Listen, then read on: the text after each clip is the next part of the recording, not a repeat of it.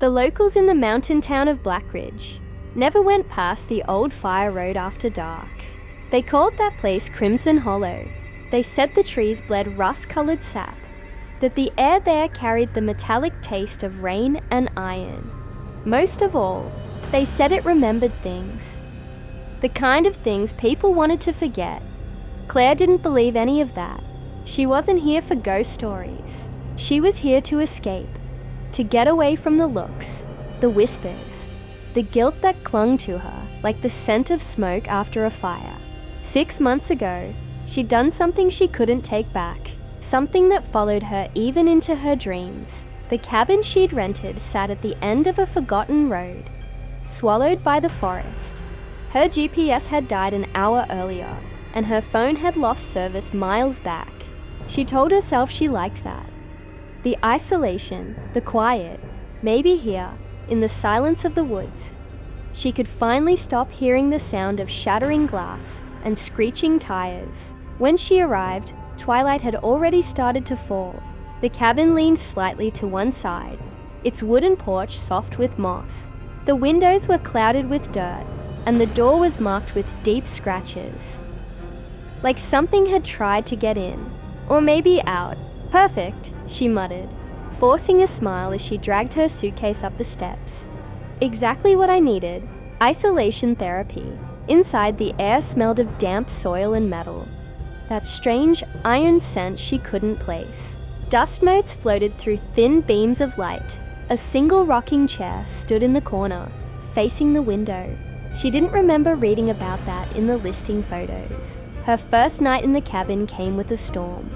Thunder rolled over the forest, deep and low, like something breathing beneath the earth.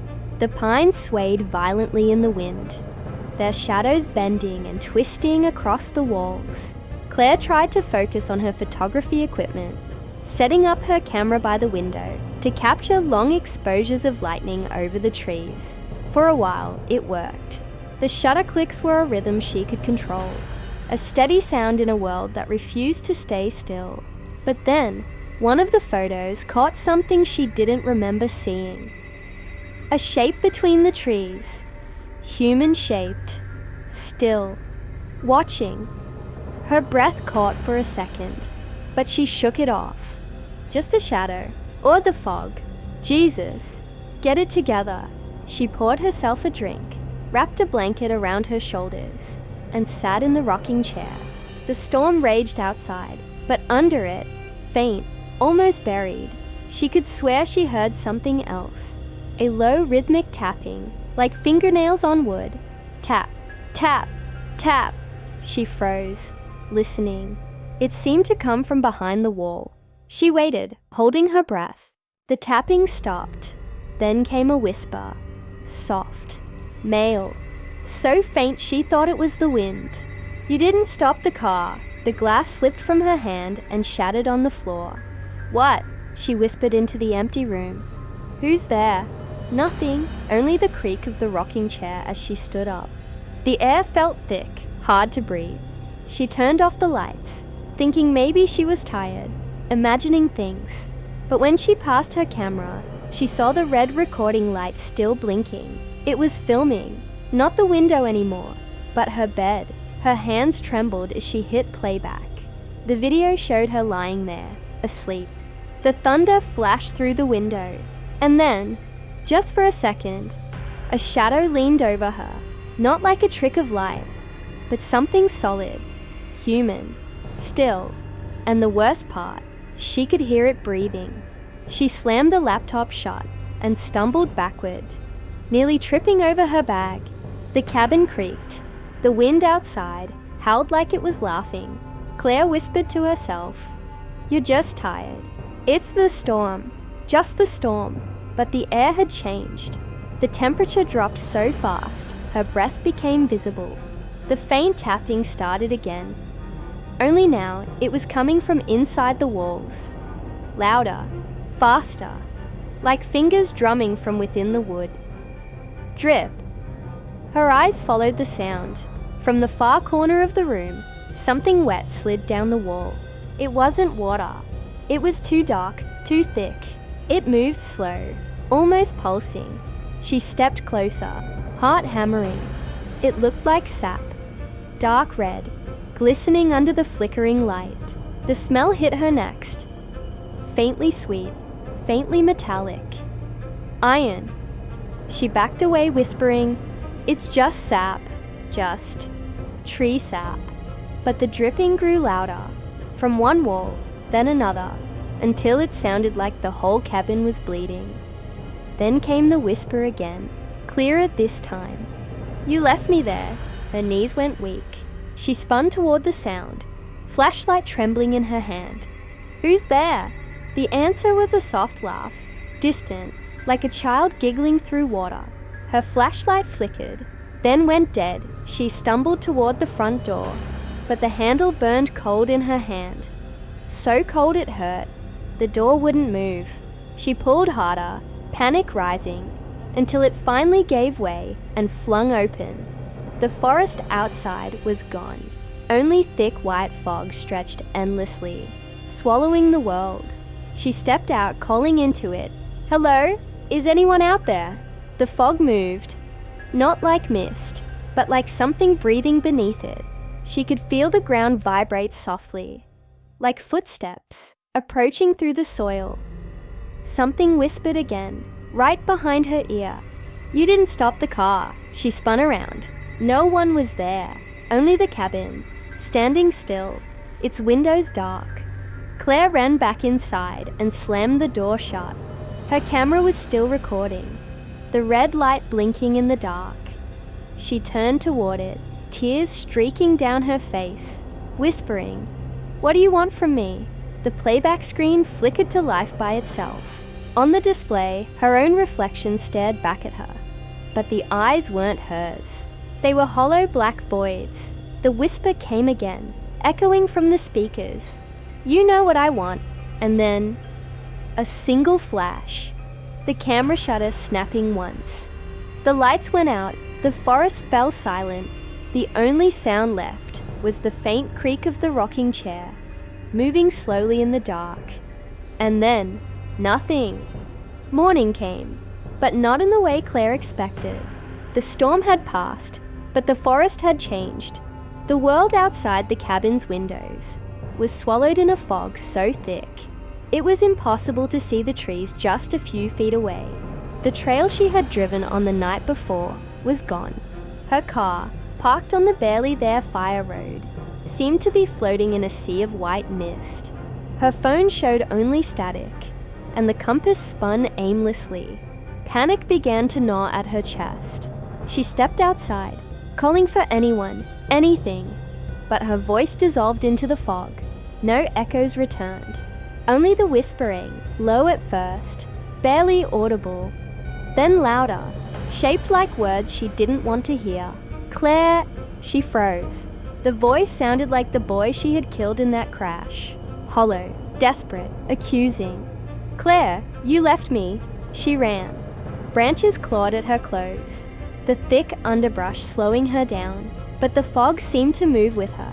Wherever she turned, the cabin reappeared, always there, waiting, its windows dark, its walls bleeding faint red sap, pulsing almost like veins. Inside, the air was thicker, harder to breathe. She stumbled across the scattered photographs from the previous night, her own pictures, but now grotesquely altered. In each frame, she was standing next to the boy. His eyes were black voids, his mouth slightly open, as if he were whispering her name. The faces in the forest outside mirrored him. Trees twisted into shapes, like bodies pressed against the bark. She clutched her head. "It's not real. It's not real." The whispers grew louder. The shadows along the walls seemed to bend toward her.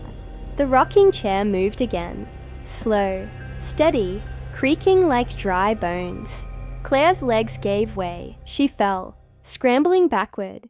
The walls themselves began to pulse. The dripping sap thickened, running down like veins. Every breath she drew was tinged with copper. She gagged, coughing, trying to escape, but the air refused to clear. It was as if the forest itself, had learned how to breathe inside her lungs. Something brushed her shoulder. She spun around, flashlight trembling, but the beam landed on empty space.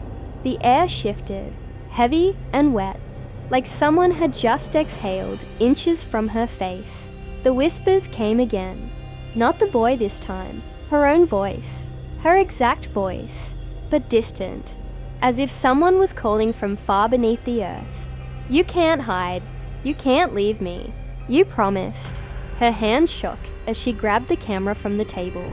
She needed evidence, proof, something real. But when she turned it on, the screen showed the cabin from a different angle.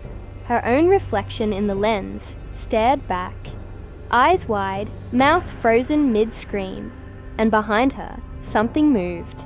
A figure, blurred by the fog inside the camera, approaching silently.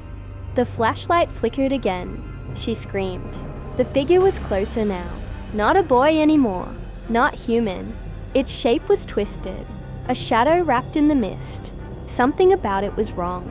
The way it moved, jerking in impossible angles, as if the forest itself had molded it from grief and rage.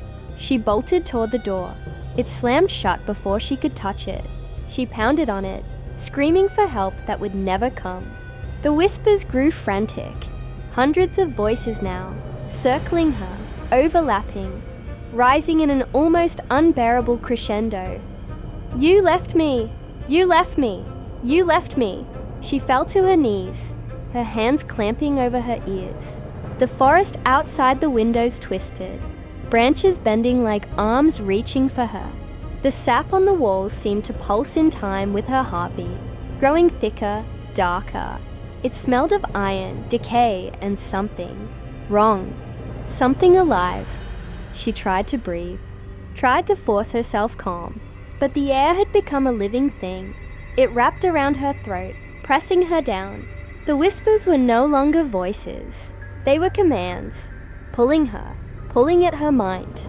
She saw glimpses of the night of the accident, the wet asphalt, the headlights, the boy's terrified face. I tried to save you," she screamed, her voice breaking into sobs.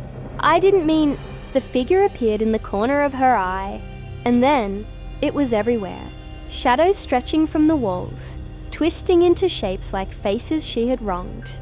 They pressed in, whispering, screaming, echoing her guilt back at her in 1,000 variations. The rocking chair moved again, this time across the floor toward her. She stumbled back, tripping over scattered photographs, her hands slamming against the camera. It clicked, a flash of light. For a second, she saw him. The boy, clear, almost human, his eyes hollow. But for a moment, something like recognition passed between them. Then he was gone, replaced by the shadows. Claire ran. She ran blindly, tripping over roots, falling into the wet soil. She could hear footsteps that weren't hers, circling, chasing. The fog seemed alive, shifting, pushing her toward the cabin, toward her punishment. Her lungs burned, her vision blurred. She could feel the sap on the walls creeping toward her, as if the forest wanted to swallow her into its bleeding heart. She reached the cabin's porch, collapsing, gasping, hands clutching at the doorframe. The whispers were all around her now, deafening, accusing, relentless. She wanted to fight it, to scream, to run, but the forest had her, and in the moment before she was pulled inside by unseen hands, a single thought pierced through the chaos. She had never truly left the accident behind. The forest knew. Crimson Hollow remembered, and it never forgives. Weeks later, when rangers came to check the old fire road, they found the cabin. The porch sagged into the soil, windows dark, walls streaked with thick red sap. Inside, the camera lay on the table, still recording. The photographs were scattered across the floor, twisted and changed, showing Claire standing with the boy, his hollow eyes accusing her in every frame. There was no sign of Claire, only the cabin, silent and waiting, as though it had never been empty at all. The locals say that on foggy nights, hikers can hear the soft click of a camera shutter coming from the hollow. A faint whisper, almost imperceptible at first, then louder, unmistakable. Smile for me. Some say if you follow it, the fog will close in. The forest will remember you, and Crimson Hollow will not let you leave. Even now, people avoid that road after dark. The fire road is gone in places, swallowed by roots and shadows. But the cabin is still there, waiting for someone like Claire. The whispering never stops. Please like and subscribe channel Fear Frequency for more horror stories. Thank you.